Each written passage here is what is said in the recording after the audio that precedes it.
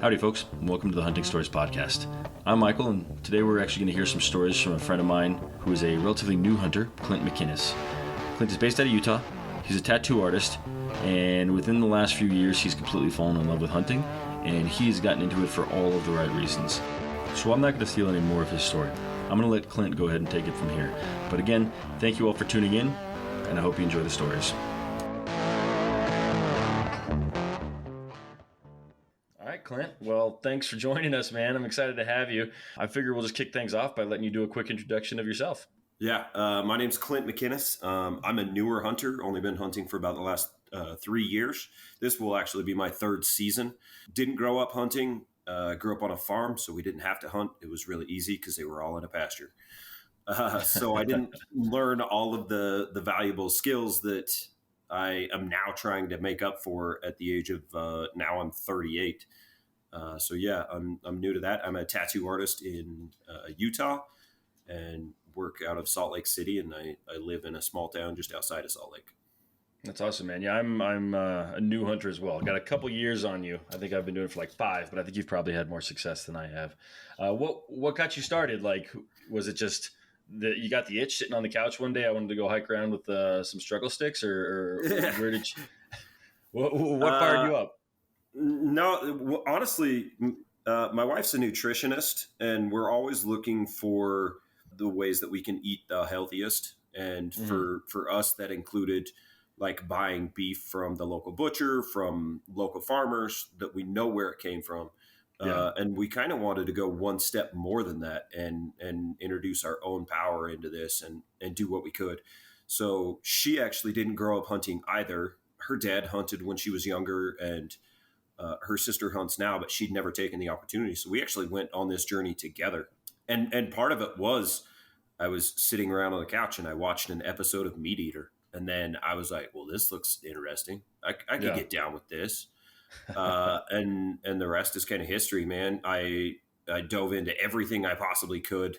I actually got my hunter's education completed at like the age of 35 or possibly 34. Yeah, had to go to like the ground level of doing this and figuring it out. So yeah, it was good to kind of go down that path with her. She had her hunter's education card, so I thought that we were somewhat in good hands because I felt like she had experience, and that's a story in and of itself. She did not have an experience, so yeah, we can get into all of that too. But yeah, we just wanted a healthier way to feed our families, and this was one of the best ways that we can do that. That's awesome, man. It's a similar story you hear from a lot of new hunters where, wanting to know where your meat comes up. I was a little bit different where I had some friends that were going vegan and it became an ethical thing. And I was like, I like meat too much. I wasn't so much worried about the nutrition, but I was like, at some point I should know what it's like to harvest my own meat if I'm going to keep eating it, because I don't plan on going vegan anytime soon. But it's still in the same vein there, and it's something that's pretty common, and I think bringing a lot of hunters to or a lot of new people to hunting these days. So yeah, I agree, and I actually have several vegan clients who talk to me about this all the time, and they're kind of fascinated that I took it upon myself. They don't necessarily want to do that, but they have respect for it. And they said if they ever ate meat, that would be the way that they wanted to go, which is cool to hear. Yeah, it's I've had the similar conversation as well. It's we're walking the same path here, Clint. I have a vegan friend who just every time we talk, he's like, "Tell me about your hunting. I want to know everything."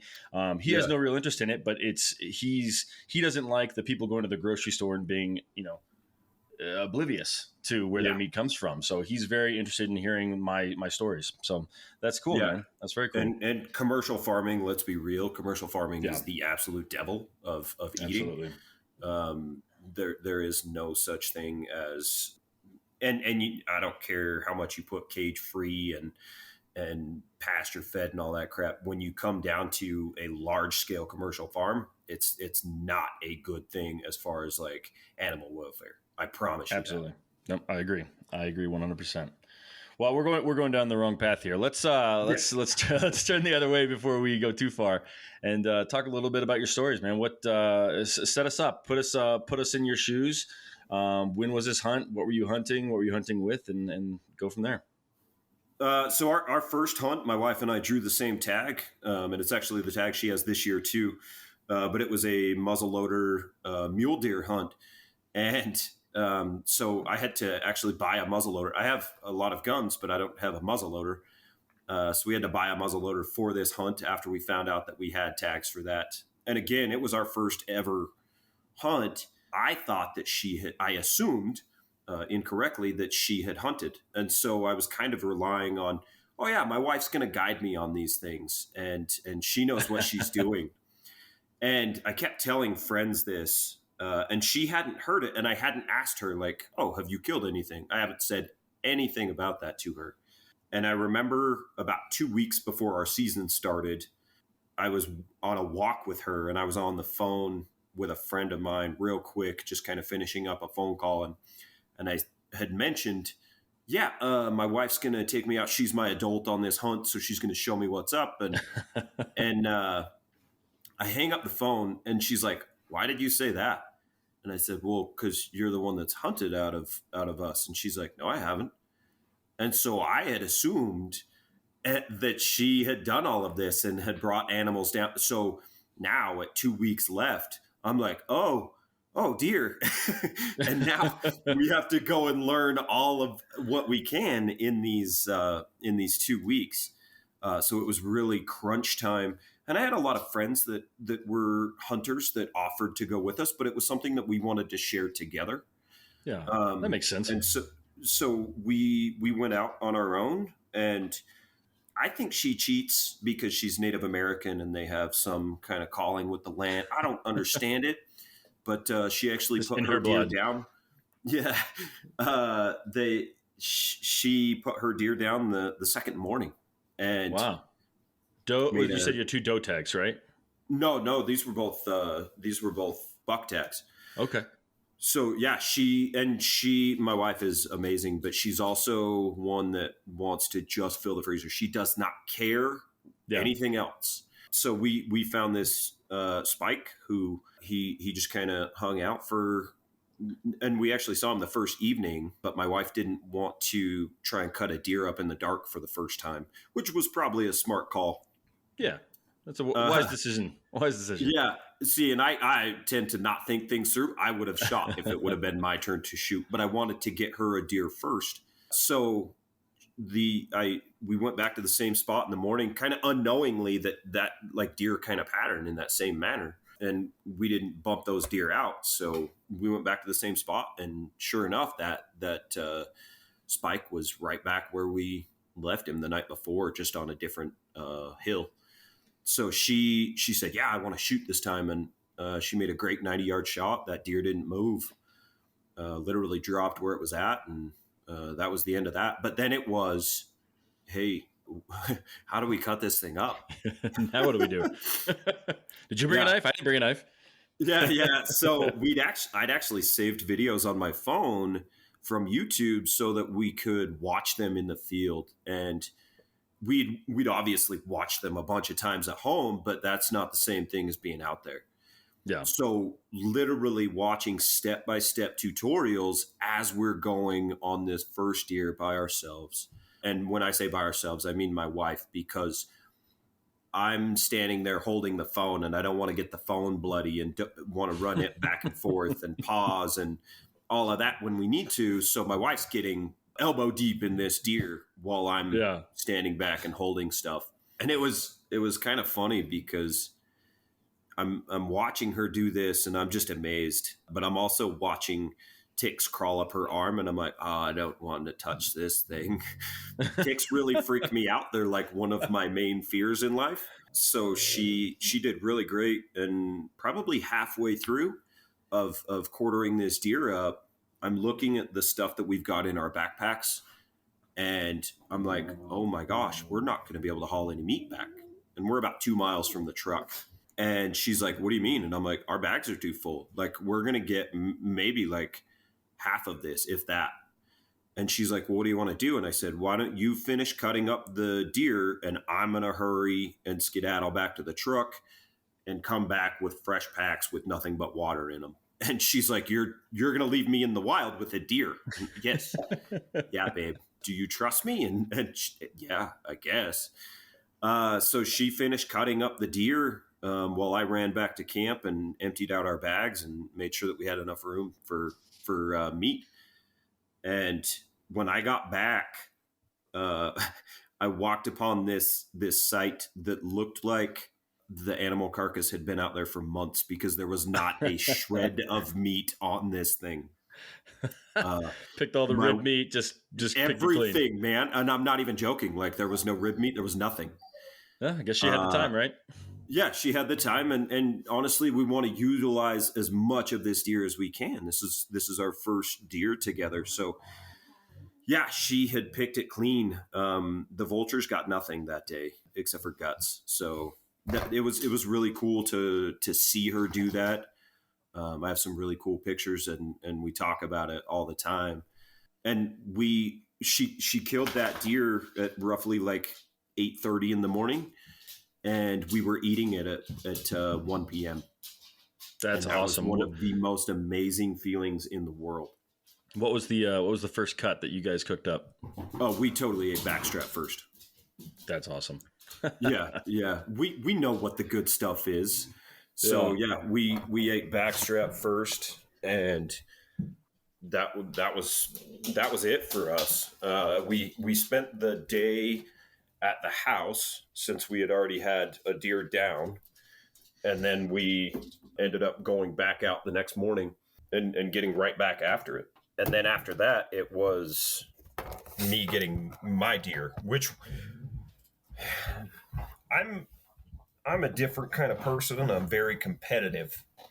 So when it came to me getting my deer, I did not want to just get a spike. We already had meat in the freezer, so I wanted to step it up a little bit. Yeah. The deer Something didn't a little want to more mature. cooperate. Yeah, Of course. the deer didn't want to cooperate, which I didn't realize how hard this actually was. But it took me the rest of the 8-day season to get mine. And I did get a nice deer. I got a nice 4-point out of it. But somewhere in between when my wife got her deer and when I got mine, my wife had kind of given up on me being a good hunter. I think she said something about me being white. It was racially driven. I know that. But she had kind of given up, and she's like, I've got kids to run around and all this stuff. Like, why don't you go and try and get this done and call me, since I was hunting somewhat close to the house. So the plan was I go out, and if I get a deer, I call her, and she comes up with the backpacks, because that's when the work starts, right? Yeah. So yeah, I hunted my butt off for the rest of those few days, which was I only went by myself probably 2 or 3 days in all actuality. And I ended up calling a really good friend of mine and saying, hey, I don't know where deer are, and I can't find them. I have It's a good searched question.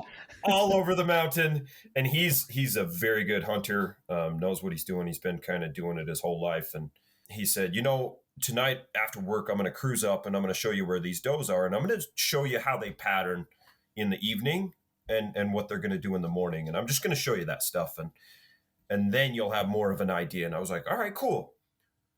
So we went up. Mind you, this is pretty early season. This isn't rut time for mule deer in Utah. So we went up. He cruised up after work, and we set up a spotting scope. We're about 1,000 yards away, and I've got my gun just in case. But he sets up his spotting scope, and he's like, holy crap, there's a huge 4x4 in there. And I'm like, no way. I'm going after it now. And this is like pretty close to sunset. And he's like, you're just going to blow him out. Like, don't worry about it tonight. Yeah. And this is the day before the last day of the hunt. And I was like, well, he's right there. He's going to be gone in the morning. And that's how I thought the deer moved. And he's like, no, man, like, let's just make a game plan for the morning. And you can get on him. Fully expecting that deer should not have been there. I don't know what he was doing down with the does, just at the wrong place at the right time for me. So we made a game plan for the morning, and I was going solo because he had to work. So I went up and I got to where I was supposed to be, kind of made a little hide in this tree to where none of these deer could really see me. And as they start coming up in the morning light and feeding through this grove, I'm watching these deer, and these does start coming through, and all of a sudden this doe pops up, and she's only about 10 yards from me, and she's staring straight at me. And I had no idea what to do, but I'm watching all the rest of the deer behind her, but I can't move. And I'm on all fours because I was moving around the tree at the same time she popped up. So I'm kind of losing my mind, thinking that this doe is going to blow out of there and all these deer are going to be gone.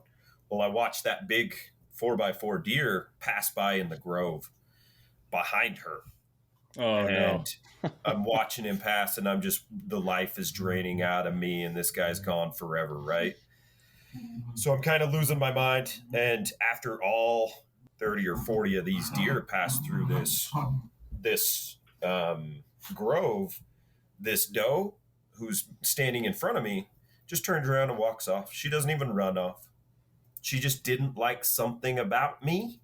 Yeah. Obviously, she was onto something, and I'm glad I didn't move. But she just turns around and walks off. Now I'm mad at everything, and I don't think that anything's gonna happen. So I end up texting my buddy, "Hey man, this stupid doe blew me out of here," and he says, "Relax, I'm gonna send you some stuff on X, which is a great tool when you're new to hunting."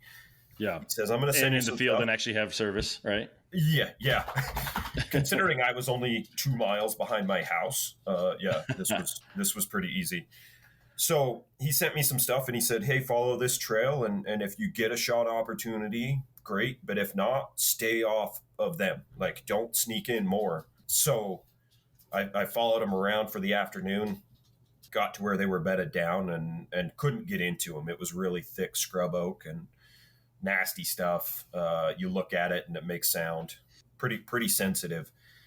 And about that time, this is probably noon when they're all totally settled. I look down at my phone and I'm like, oh man, it's my wife's birthday. I should probably go and take her to lunch.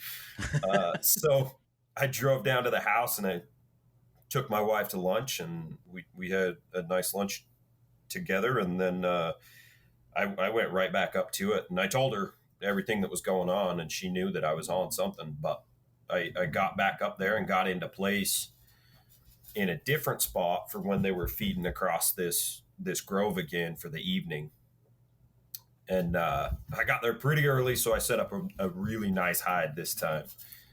You couldn't see me for anything, and I had a good shooting lane down in front of me, about 150 yards, which I felt comfortable shooting with a muzzle loader, and just nice and settled in. And pretty soon here, the deer start coming in. I'm set up, and these deer start coming in, and I had made my blind a little too close to where they were coming in at. I'm within spitting distance of some of these does and spikes that are walking by, and I don't spit very far. They are literally close enough for me to smell, and I'm like shaking with every deer that walks by. Not all of them are that close, but a good majority of them are walking by literally within 10 feet of me. Jeez.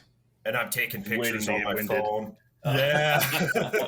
I'm taking pictures on my phone, and I'm sending them to my wife, and she's like, holy cow. And I'm waiting for this 4x4, and my buddy texts me, and he says, have you seen anything yet? And I said, no, man, I don't think he's here. I think something happened, and he bumped. And he's like, no, he'll be there. He says, I'm leaving work early. I'm too excited. I can't take it. So he leaves work. That's a good buddy. Drives about the 30 minutes to where I'm at, and he sets up his spotting scope in the same place that we were the night before. And he texts me and he says, no, dude, he's right there. He's in the grove. And I'm like, no, I'm in the grove. He's not in the grove. And he says, he's literally like right about to cross over into where this cliff face is. And I was like, no, that's impossible because that's behind me.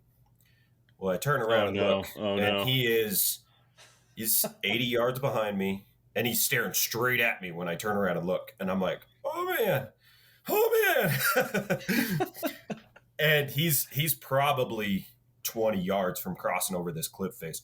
As soon as he gets in that cliff face, he's gone forever. Like, Uh-huh. I don't get a shot. And it's also approaching sundown. So Yeah. we're getting tight on time. So as slowly as I could possibly move, I get the gun worked around. And again, this is muzzleloader, so one shot.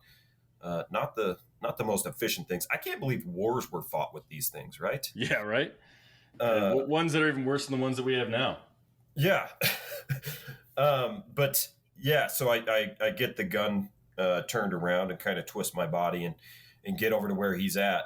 And he's just eating through this grove. He's not too worried about anything. He doesn't smell me, doesn't see me, nothing. So finally get it turned around and fire off a shot. And he with a muzzleloader, you have all the smoke, and I can't see where he's at.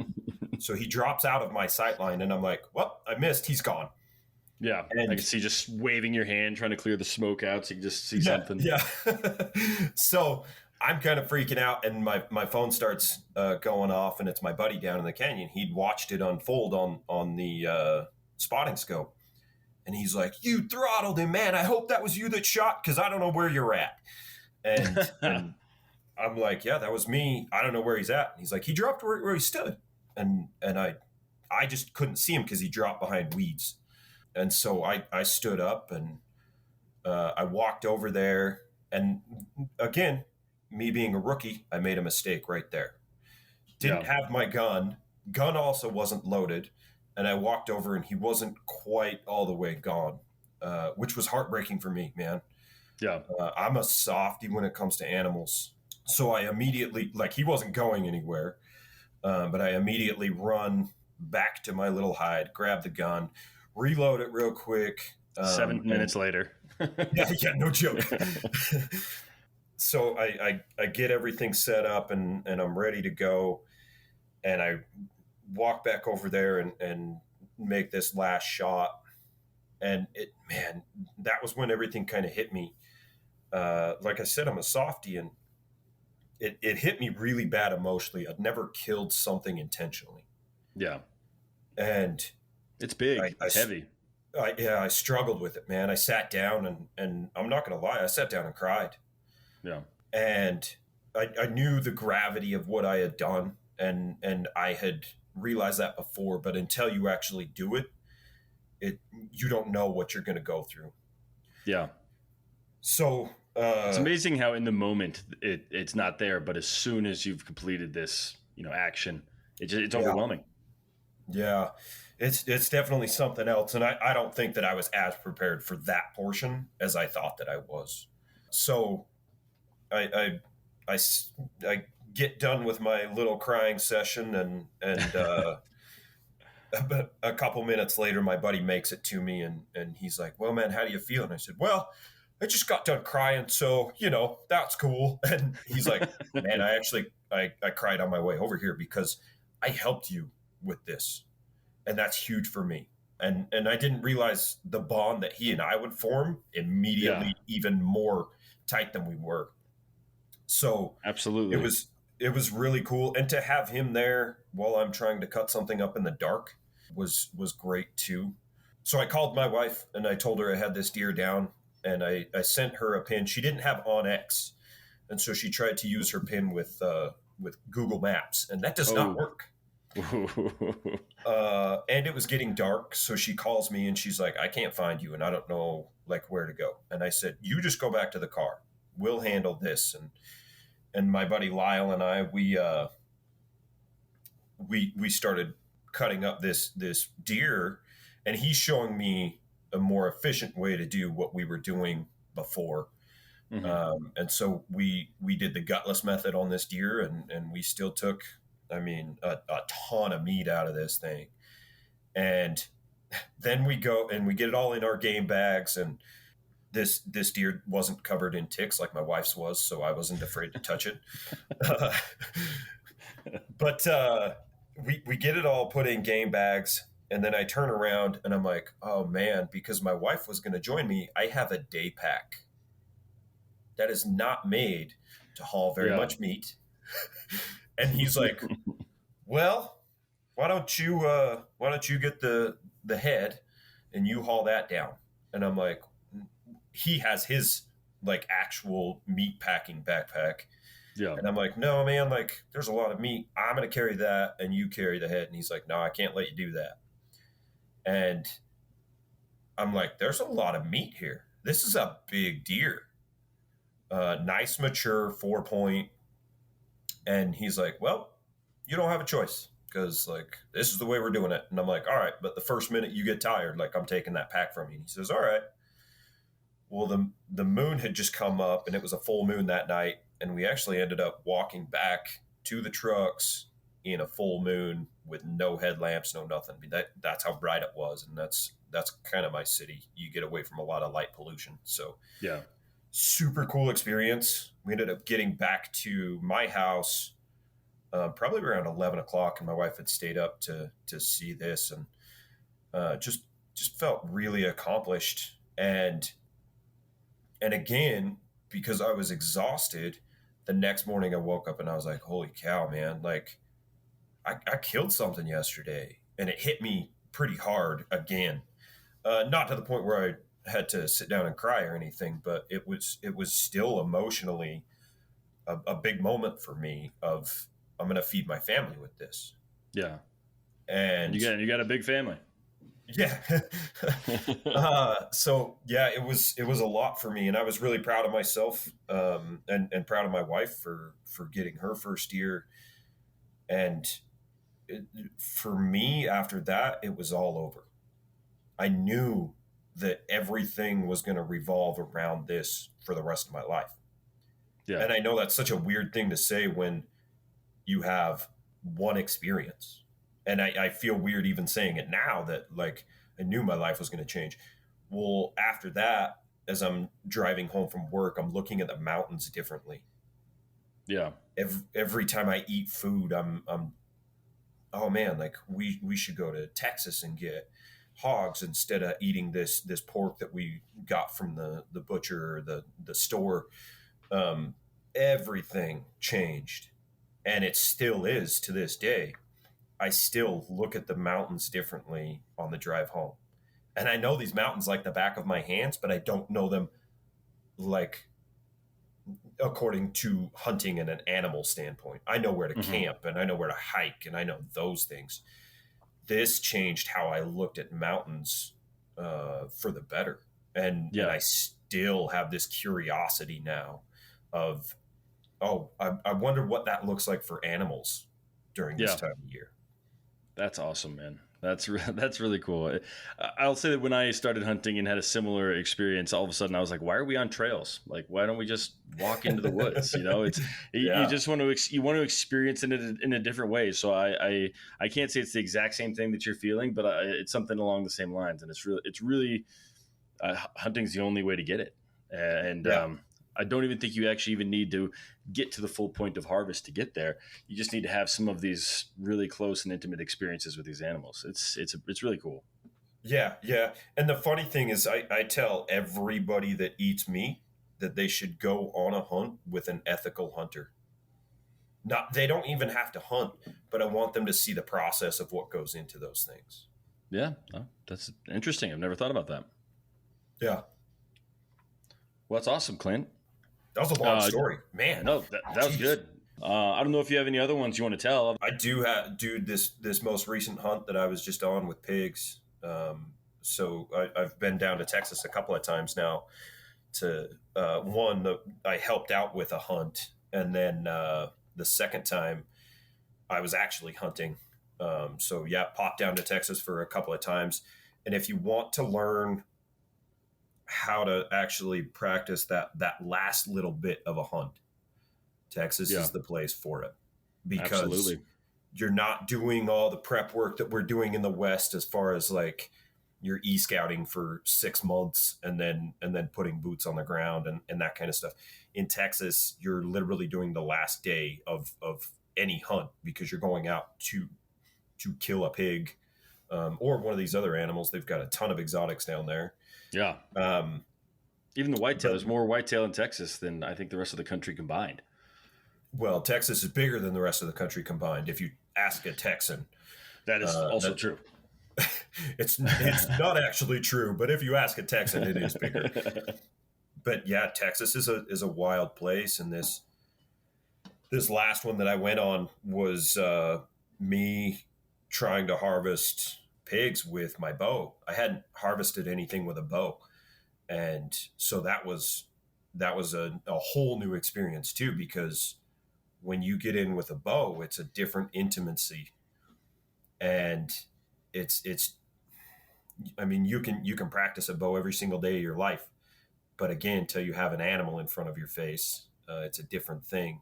And this animal's only 20 yards from you, and 20 to 30, and you've got to practice these shots and be ready to go, because pigs are jumpy and they don't want to sit still. That's crazy. But yeah, I harvested 2 pigs with my bow, and it was a successful hunt for me, and just amazing time. It's actually with a company called High Caliber Hunts, and they're actually to put higher caliber people together for the purpose of going out and hunting. But with these amazing people that you get to build a relationship with in the meantime, and they come together and talk about awesome things as far as like how to be a better person, and how to run a business better, and new business ideas, new marketing strategies, whatever. There's a lot of that goes on at these camps. It's not just about that hunt. Yeah. I bet that's actually a pretty special experience. You mentioned in your last story that Lyle teared up just in the act of helping you with, the little bit that he did. And now you've got this group of guys that are all helping each other to the same common goal. And I bet that it's even more so than that maybe experience there. So that's awesome. That's super cool. Yeah. It's an incredible idea. I love the idea, and I'll definitely be doing more of them just because of the relationships I've built from these things. Just super good people. You get to go hang out with your friends. And again, it's much different than hunting that I've ever known. Hunting in the West, we may talk at night, but usually there's 2 of us out there and we're hiking our butts off. So we're not sitting there talking about business and marketing. And we're not talking about how to be a better dad. But in these camps, that's the exact kind of stuff. And we're having these deeper conversations that really need to happen in life. And not on social media. Weird. And what are these called again? You said you did it with a group? Yeah. This is called High Caliber Hunts. My friend Colin runs this, and just a cool opportunity to go out and meet people who are just really trying to kill it in life and do some fun stuff. He's got you can see a whole lineup of hunts on his website as far as like pig hunts, but also they're doing bow fishing. They're doing a whitetail hunt in the late fall, that kind of stuff. So it's not just pig hunts, but the same idea exists through all of these things. Yeah, the same camp of strong individuals. Exactly. That's awesome. That's very cool. Anything else, man? Any other stories? Any other gobblers or whatever it might be, or you think you're good for the day? You've given us a lot, man. I mean, yeah, I'm long-winded, so I love the sound of my own voice. Oh, good. Most people don't. Yeah, so.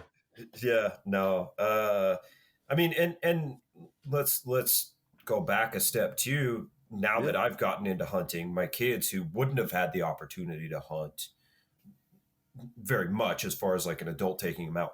My daughter last year, she said, "Dad, can we hunt turkeys?" Yeah, we can hunt turkeys. And so we went out and we didn't get it done. The turkey is an incredibly frustrating bird. We heard them, we saw them, we never got close enough to shoot them. Incredibly frustrating. And then I go down to Texas and they're everywhere. And I'm like, wait, what do you mean? Like, I can just throttle this bird any point of the day? And they're like 3 times the size of the ones we have here. Yeah, right. But it's getting my kids' curiosity piqued. And like I said, my daughter has her first deer tag this year. And she's so excited about that. And she just wants to get out there already. And I'm like, well, we got to wait a couple months. But it'll come in due time, and I'm excited for her to get out there and share this same exact experience that I shared with my wife and shared with one of my best friends, it, with my kid. That's awesome. That's a memory that she still talks about the turkey hunting, how frustrating it was and that kind of stuff. But even though we weren't successful, she still talks about it. Yeah. And learning how to do it and hearing them and seeing all this different wildlife that we don't normally see. Yeah. My oldest is 3, and his first word besides mom and dad was deer, because we lived in Texas at the time, and we'd open our windows every morning and there'd be deer in the yard. So that was his first word. And I'm hoping to sharpen my learning curve and get it to the point where I can pass some knowledge on to him by the time he's actually old enough to hunt, because he's definitely going to love it. I've had nights where he wakes me up. The 3-year-olds, they just come into your room and they'll wake you up for no reason. And he goes, "Dad, we got to shoot the elk. We gotta eat them." And I'm like, "Yeah, okay, buddy, get in here." And he jumps into bed with me and back to sleep. But he dreams of it, so I'm hoping that he stays that way. And I think it's important to pass these things on. And it's cool that 2 guys like us that found it on our own. Really, I mean, you had your wife's help. I found it by myself. But we're gonna now start passing the tradition down. So it's a pretty amazing thing. Yeah, and I think even without that, my family ate the pig, a portion of the pig that I killed in Texas just yesterday, actually. And I mean, my son, who's not into hunting, I sent him that picture of me with the pig when I shot it, and he's like, "Dad, that's awesome. That's super cool." He doesn't want to hunt yet. Yeah. He may eventually, but right now, knowing that dad actually puts like physical meat on the table, that's a big deal to him. Yeah. And it's cool to go through that and see it from my side of, I'm not just buying groceries. I'm actually providing a substance for these kids. Absolutely. And I bet that he thinks his dad's a lot cooler than all his friends' dads that put on the short shorts and go jogging every morning. I mean, I still put on the short shorts, but I just go a different direction. Yeah, hiking instead of jogging. There you go. Yes, exactly. Awesome, Clint. Cool, man. Well, how do you want people to see what you got going on here? Do you want to give them your Instagram or anything like that? Or do you want to remain mysterious and drift off into the wind? God, it sounds really cool when you put it like that, though. So maybe I'm giving you options. Is the way to go. No, if you want to follow me and check out any of the work I do, or if you're in Utah at all and want to get tattooed, my Instagram is I am Radness, all one word. Yeah, you heard that correct. It is I am Radness. It's one of the greatest usernames I've ever heard.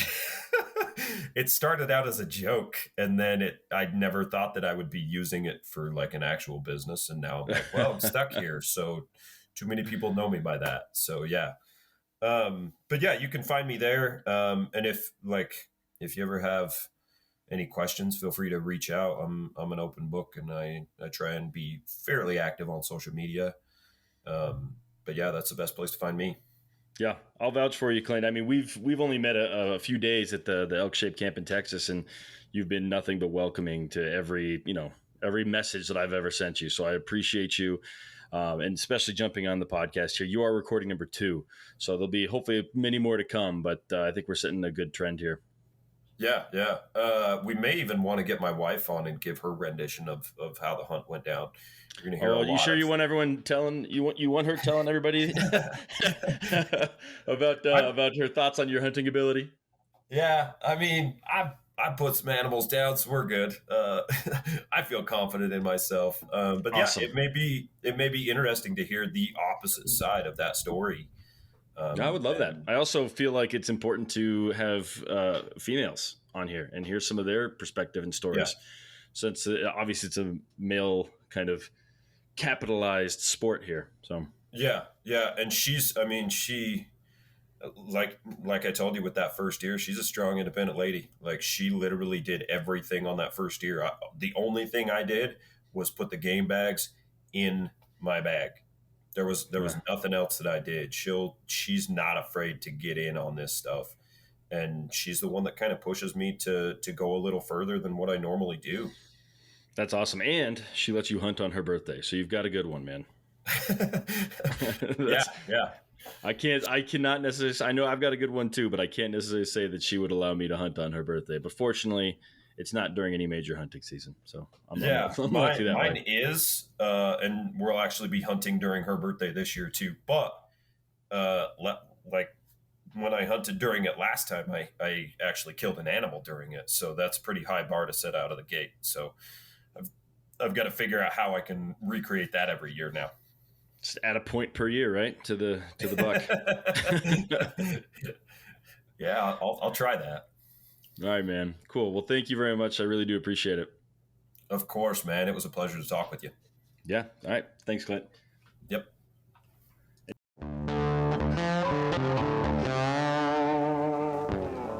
All right, guys. That's it. Another story in the books. If you have any feedback, please let us know. Just go to @huntingstories_official on Instagram and DM us. Don't forget to follow and share while you're there. I do want to thank Clint and, of course, his puppy who made a small guest appearance there. I don't know if you caught that. But I hope that you could hear the passion behind his voice. I felt it absolutely when I was speaking with him. I encourage you to share this episode with any non-hunters who are interested in getting started, because he does make it a very approachable subject. And of course, don't forget to follow him on Instagram. I put a link to his account in the show notes, but if you need it, it's IamRadness on Instagram. And then of course, subscribe, review, comment on your preferred app, Spotify, Apple, wherever you're listening to this podcast today. Finally, we're always looking for more storytellers. So like I said last time, if you, your dad, your friend, or whoever has a good story, hit us up. We want to hear from every kind of hunter, as long as you can tell a good story. Thank you again. Now go make some stories of your own.